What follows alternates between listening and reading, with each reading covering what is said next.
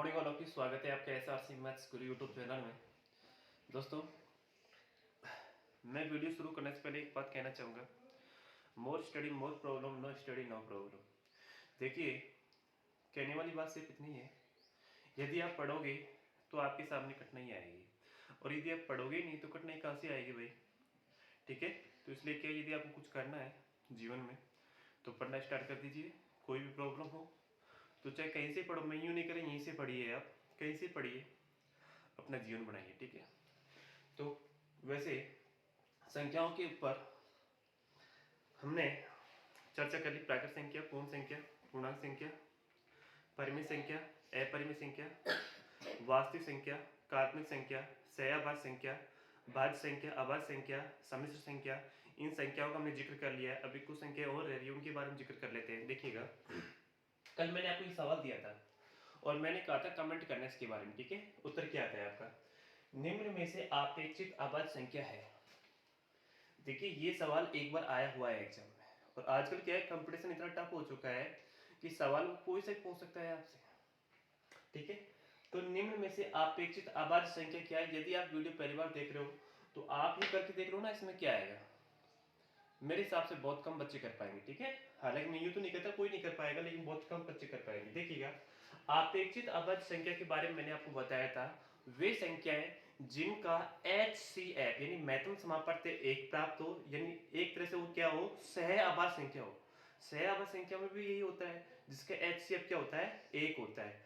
और जबकि इसमें क्या होता है, अपेक्षित अभाज्य संख्या में दोनों संख्याएं भाज्य होती हैं। अब भाज्य का मतलब क्या होता है, जिनमें एक का और स्वयं का भाग तो जाए, साथ में अन्य किसी संख्या का यदि भाग जाता है तो वो क्या कहलाती है, भाज्य संख्या कहलाती है।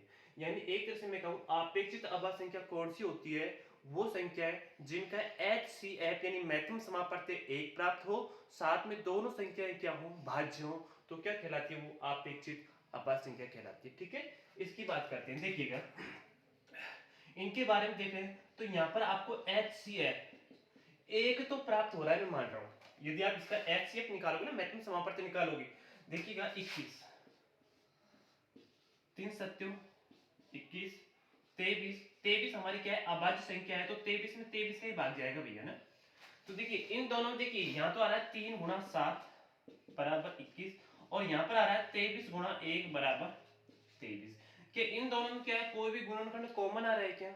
जो भी कॉमन होता है वही हमारे क्या होता है, HCF होता है। और जहां भी कोई गुणनखंड कॉमन नहीं होता है वहां पर HCF क्या होता है मेरे भाई, 1 होता है। क्या होता है, 1।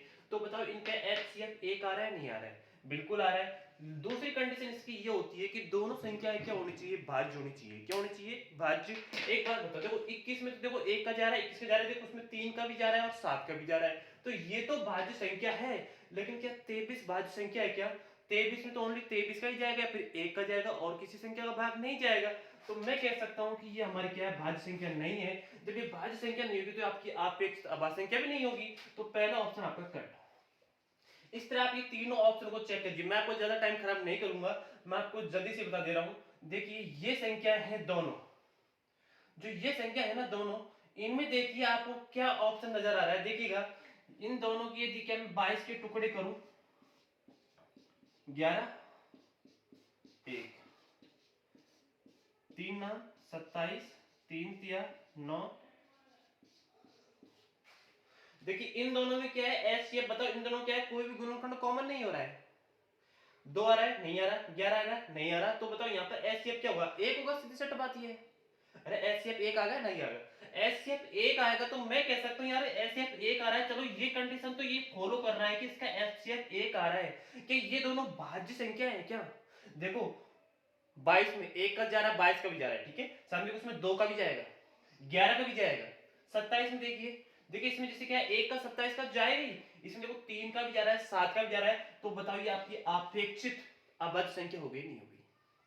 इसका रिजल्टेंट क्या है आपका, बी ऑप्शन। ठीक है, इसमें देखिए नहीं होगा, इसमें भी नहीं होगा, और कोई सी संख्या नहीं आएगी आपकी, ओनली यही संख्या आएगी जो क्या होगी आपकी। हाँ देखिए, होने को तो इसमें ये और आ रहा है भैया, ये भी आ रहा है। क्यों?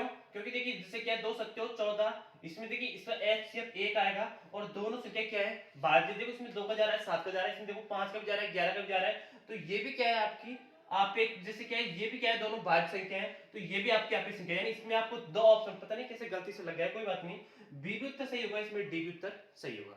आगे देखते हैं अगला सवाल। अब देखते हैं दोस्तों पूर्ण संख्या। अब आप कहोगे सर पूर्ण संख्या तो आप पढ़ा चुके हो, अब ये दोबारा क्यों बता रहे हो? दोस्तों ये पूर्ण संख्या वो संख्या नहीं है जो उसके बारे में आप समझ रहे हो, ये है परफेक्ट नंबर। क्या है? Perfect number. परफेक्ट नंबर का मतलब आपको मैं बताऊंगा, टेंशन मत लीजिएगा। देखिए वो पूर्ण संख्या वो थी, उसे इंग्लिश में बोलते हैं होल नंबर, जो जीरो से स्टार्ट होती है, 0 1 2 3 4 5, जबकि ये ध्यान रखना ये वो संख्या नहीं है, इसे हम कहेंगे परफेक्ट नंबर। इंग्लिश का वर्ड बहुत इंपॉर्टेंट होता है, ध्यान रखना। जब भी आप एग्जाम देने जाते हो तो इंग्लिश के, जैसे हिंदी में क्या है, दो वर्ड सेम हो सकते हैं, लेकिन इंग्लिश के वर्ड सेम नहीं हो सकते, ठीक है? देखा जाए तो देखिएगा, परफेक्ट नंबर इन पूर्ण संख्या किसे कहते हैं? वे संख्या है जिनके गुणनखंडों का योग उस संख्या को छोड़कर, जिसके आप गुणनखंड कर रहे हो ना, उस संख्या को छोड़कर उनके अन्य गुणनखंडों का योग यदि स्वयं वही संख्या प्राप्त हो जाती है तो वो संख्या कहलाती है पूर्ण संख्या। टेंशन मत लीजिएगा, मैं हूं जिंदाबाद। अभी तो आगे देखते रहिएगा, नहीं समझाने का मेरा है, अब जब मैं लिखूंगा ना तो समझ में आएगा, देखिएगा। वह संख्या जिसके गुणनखंडों का योग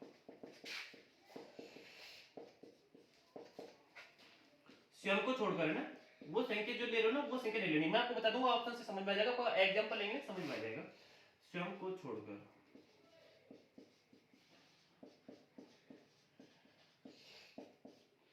गुणनखंडों का योग वही संख्या प्राप्त हो।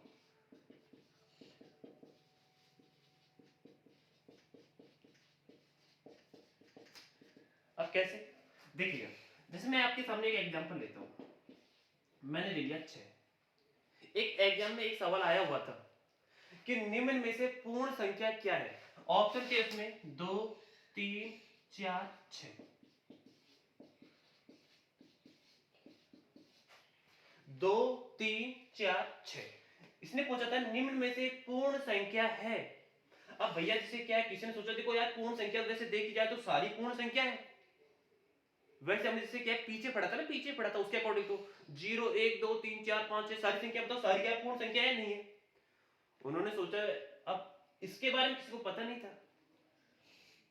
और वैसे मैं तो जैसे क्या ये भी नहीं कहता भाई किसी को मालूम नहीं था, लेकिन बहुत कम बच्चों को पता था, यदि था भी तो वो क्या करके आए, उन्होंने सोचा कि यार ये एग्जाम में थोड़ा पागल है, इसने हो सकता है पूर्ण संख्या ने पूछकर पूर्ण वर्ग संख्या पूछी हो।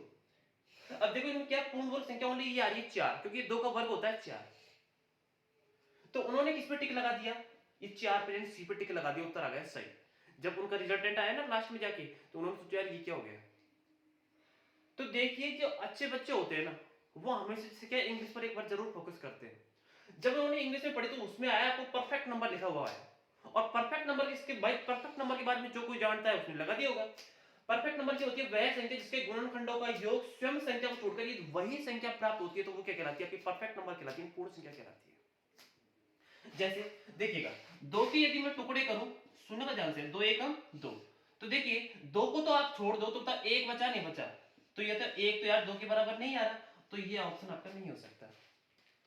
3 के यदि मैं टुकड़े करूं तो देखो 3 एकम 3, तो 3 गुणा 1। अब देखो यहां पर आपसे क्या 3 को तो छोड़ दो क्योंकि संख्या तो आपको उठानी ही नहीं है। बचा गुणनखंड क्या है? 1 का मान से क्या 3 के बराबर आ रहा है क्या? नहीं आ रहा।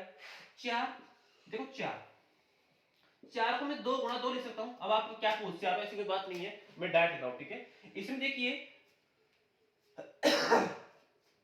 इसके गुणनखंड आ रहे हैं 2 2 और 4, तो इसको तो आप छोड़ दो कि इन दोनों का जैसे क्या टोटल आ रहा है क्या? इसमें एक भी आएगा भैया ना, सॉरी 1 2 2, देखो कैसे 4 के टुकड़े करो, 2 दूनी 4 और 1, तो उसमें एक भी आ रहा है, 2 भी आ रहा है, 2 भी आ रहा है, 4 भी आ रहा है, तो इसको तो आप छोड़ दो। अब बचे जो ये क्या गुणनखंड है, इनका टोटल क्या 4 के बराबर आ रहा है, तो ये 2 2 4 4 1 5 हो गया है, तो इसके बराबर तो नहीं आ रहा। अब बात करते हैं किसकी? 6 की।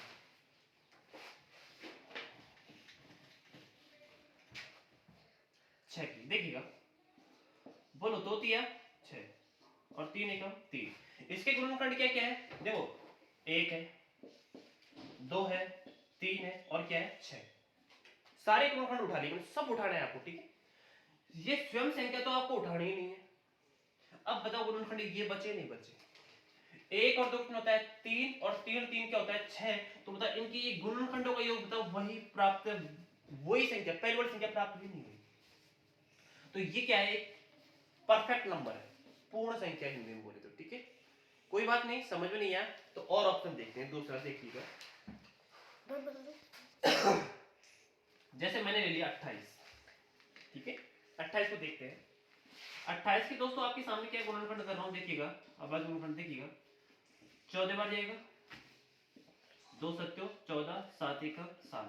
इसके जो गुणनखंड है क्या क्या है, देखो एक तो 1 है, एक 2 है, एक 2 है, एक 7 है, और एक स्वयं संख्या 28 है। बोला है कि नहीं। अब मैंने कहा था वो स्वयं संख्या को तो आप छोड़ दो, स्वयं संख्या को आप छोड़ दीजिए। देखिए यहाँ पर मैंने 14 छोड़ दिया, क्या ये 14 क्या है भैया ना, 14 भैया सारे उठाने हैं। एक देखो 7 उठा लिया मैंने, 2 उठा लिया, 2 उठा लिया, 14 उठा लिया, और 28 उठा लिया। 28 तो आपको 8 देना है बिल्कुल, है ना। अब देखिए यहाँ पर क्या क्या आ रहा है आपका, 14 15 15 4 कितने होते हैं 19, 19 और 7 कितने होते हैं 26, और कोई रह गया क्या भाई इसमें 4, 2 दूनी 4, एक 4 भी रह गया। देखो यहाँ पर तो आप गलती कर दोगे। आपको करना कैसे है मैं बताता हूँ, देखो आपको कैसे करना, सीधा सीधा करना है आपको। देखो कैसे करना है, 28 के टुकड़े 28 गुणा 1, 28 आ रहा है नहीं आ रहा है, 2 गुणा 14, 28 आ रहा है नहीं आ रहा है। इसके बाद में इसमें 4 गुणा 7, 28 आ रहा है नहीं आ रहा है। इसके बाद में 1 गुणा 28 कर लिया, 2 गुणा 14 कर लिया, 4 गुणा 7 कर लिया। और कोई आ रहा हो तो आप बता दीजिए, क्यों भाई, और कोई टुकड़ा आ रहा हो तो आप बता दीजिए। 2 2 2। देखिए आपको टुकड़े इस तरह करने हैं, उस तरह करोगे तो वहां पर आप क्या गलती कर दोगे। देखिएगा 28 को तो छोड़ देना है, जो बचे सबको उठा लो। 1 प्लस 2 प्लस 14 प्लस 4 प्लस 7, 3 17 और 4 21, और 7 में हो गए 28। बताओ पुनः वही संख्या प्राप्त होगी नहीं होगी। 6 के भी आपको ऐसे ही करने हैं, 2 गुणा 3, 1 गुणा 6, और चेक करो और किसी तरीके से इसके टुकड़े नहीं हो सकते। 6 को तो आपको छोड़ दो, कितने बच रहे हैं 1 और 2 3, और 3 3 6। बताओ पुनः वही संख्या प्राप्त होगी नहीं होगी। एक संख्या और ले लेते हैं, चलो एक है अपने पास में 256, सॉरी 496 लेके देखो एक बार, तो 496। देखिए हालांकि इतनी बड़ी संख्या नहीं पूछता है, फिर भी हमको तो क्या भाई कुछ न कुछ तो करना ही पड़ेगा, टुकड़े तो करने ही पड़ेंगे इसके। देखो भाई 496 मल्टीप्लाई विथ 1 बराबर 496, ठीक है। 2 का भाग 11 चेक करके देख लो, तो ये आ जाएगा 2 दूनी 4, 2 चौकू 8, 2 अंटू 16, ठीक है। 3 का भाग जा रहा है कितने देखना, 9 4 13, 13 और 6 कितने होते हैं 19, 3 का भाग नहीं जाएगा। 4 का भाग जा रहा है, बिल्कुल जा रहा है, 4 का देख लीजिए, 4 एकम 4, 4 दूनी 8, 4 चौक 16, ठीक है। 5 का भाग इसमें नहीं जाएगा। 6 का भाग, देखिए 6 का भाग उसी में जाता है, इसमें इसका 2 का भी जाता है और 3 का भी जाता है, लेकिन इसमें 3 का नहीं जा रहा। हटा दीजिए इसको, ठीक है, हटाइए इसको यहाँ से। इसके बाद क्या आएगा 7, नहीं जाएगा। 8 का जा रहा है, देखिए 8 का, देखिए 8 6 48, और 8 दूनी 16, बोलो गया नहीं गया। आगे देख लीजिए और कोई संख्या आ रही हो तो और चेक कीजिए, और चेक करो भाई इसमें 9 का 10 का 11 का 11 चौक 44, कितना बचेगा नहीं जाएगा भैया। 12 12 36, 12 चौका 48, नहीं जाएगा। 13 14, 14 जाएगा क्या, 34 42, कितना बचेगा 7, नहीं जाएगा। 15 16 का देखो 16 का 16 48, 16 का जा रहा भैया, 16 48 और 16 एकम 16। अब किसी का नहीं जाएगा इसमें बात। तो देखिए इसको तो आप छोड़ दीजिए, क्या क्या बची 1 plus 2 plus 4 plus 8 plus 16 plus 31 plus 62 plus 124 plus 248। ठीक है, सबको टोटल करना भैया आपका ये 496 आ रहा है क्या?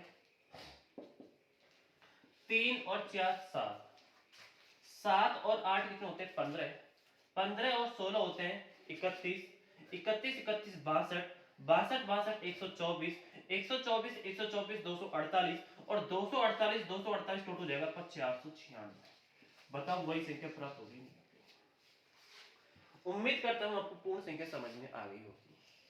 आगे देखते हैं अगले सवाल।